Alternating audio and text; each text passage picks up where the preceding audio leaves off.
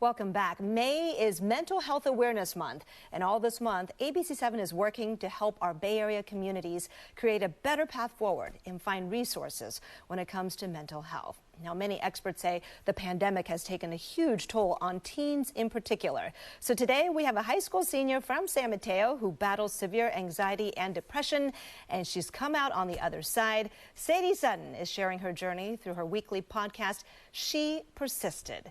Sadie, thanks so much for joining us. Good to see you. Good to see you too. Thank you so much for having me. I'm so excited to be here today. Well, the pleasure is all ours because this is pretty incredible. You are 18, you're about to graduate from high school, and you have 10,000 monthly listeners. Yeah.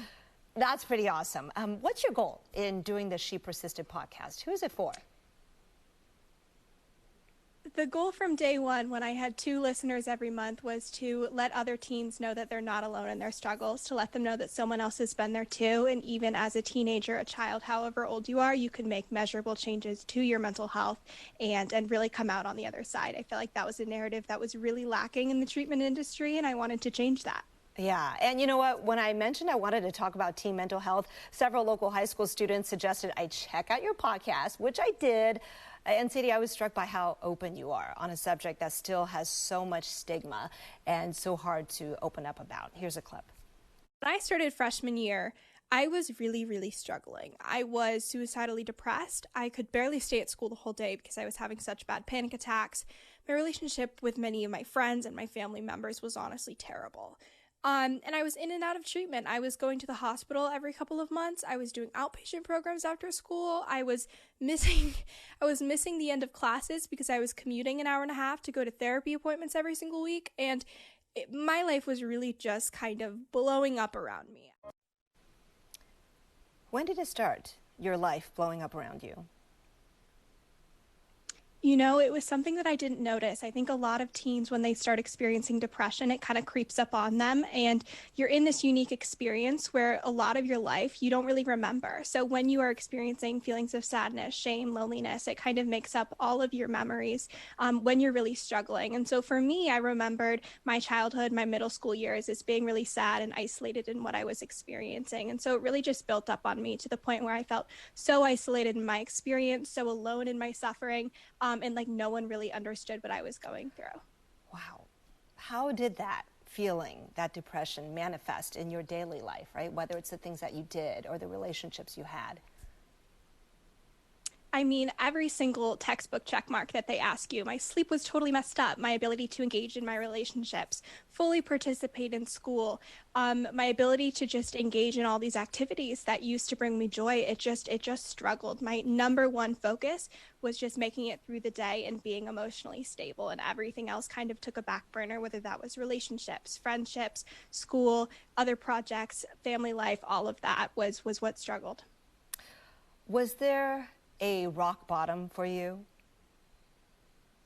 You know, it's interesting. I felt like I was living my rock bottom for months, years at a time. It was just what my reality was, and I thought it would be that way forever.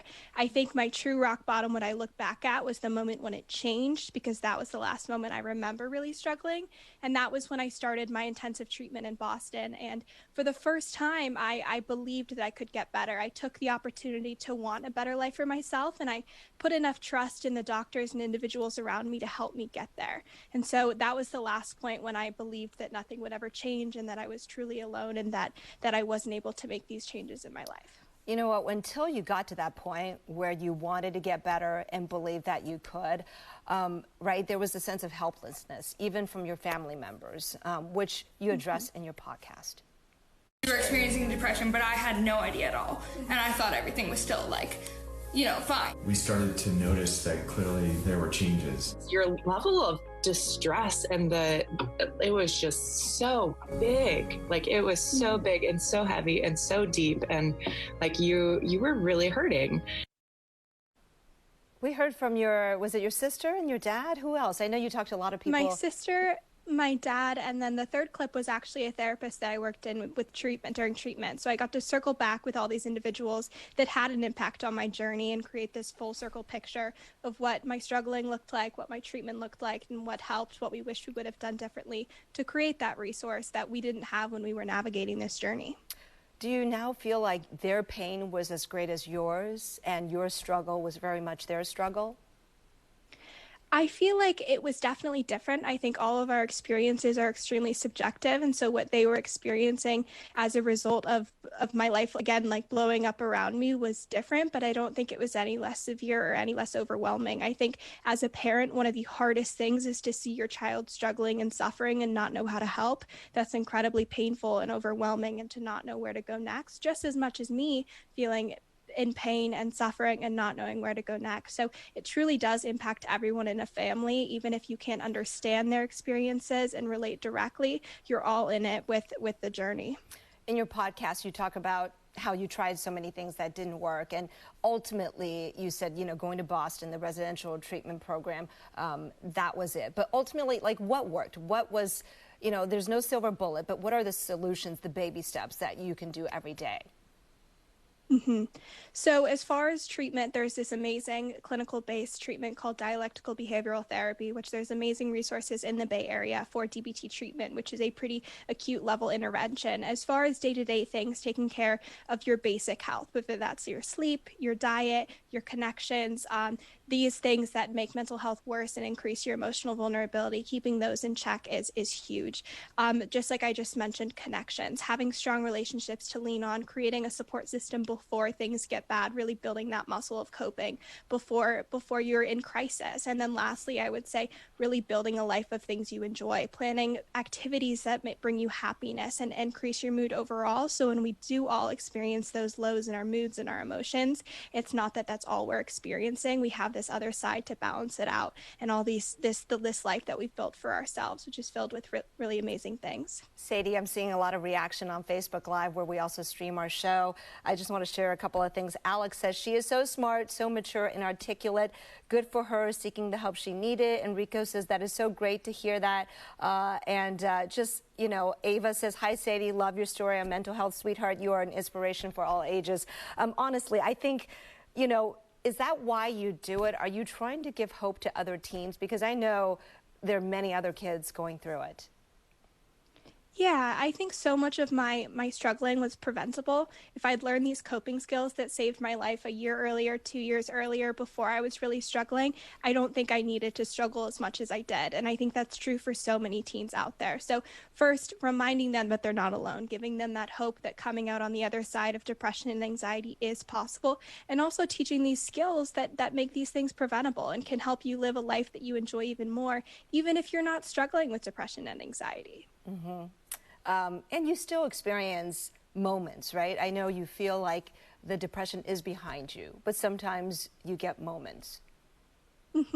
I think the best way I've been able to articulate and describe depression, especially to individuals who haven't struggled, is a spectrum of emotions. We all experience sadness and shame, and we also experience things like depression sometimes. And so if you can learn skills that help in these moments of depression, when you're experiencing a lot of isolation, sadness, shame, whatever it is, you can use these same skills. So all these amazing resources that I learned during my time in treatment are just as effective in helping me get through high school stress and college applications and transitions like every teen experiences. Okay, I'm glad you mentioned college applications, because something else you've been totally open about is the big decision moment. Can we just share that moment as you got your decision from your dream school, the University of Pennsylvania?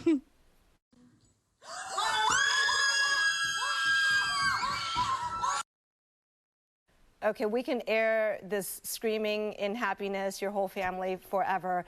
I just wanted to ask, that was such a raw moment, and it turned out to be joyous, but what if it wasn't? What if you got rejected? You still would have put that up there? 100%. I was super open with the whole experience. College applications are something that brings so much stress to so many high schoolers and teens, especially in the Bay Area. I filmed myself submitting all of my applications for all of the colleges. I planned on going on Instagram stories that night and talking about the rejection, which I thought was coming. 2 seconds before that video filmed, my sister was like, I think you're going to get rejected and this is going to be so awkward. And I was like, this is not the energy we would need right now. And so it was something that I wanted to be transparent about and open about, because we all face rejection, whether it's with college applications, job interviews, schools, relationships, and I wanted to bring people along for that journey. Well, Sadie, University of Pennsylvania lucked out. They made the right decision. Congratulations in your journey. And if folks want to listen to the Sadie Sutton podcast, She Persisted, it is streaming on all platforms. Go to shepersistedpodcast.com for links. And ABC7 also has vetted mental health resources that you may find helpful, which you can find on abc7news.com. All right, Sadie, come back again soon, okay? And you can fill in for me anytime. You'd be a great host. Take good care. Bye-bye.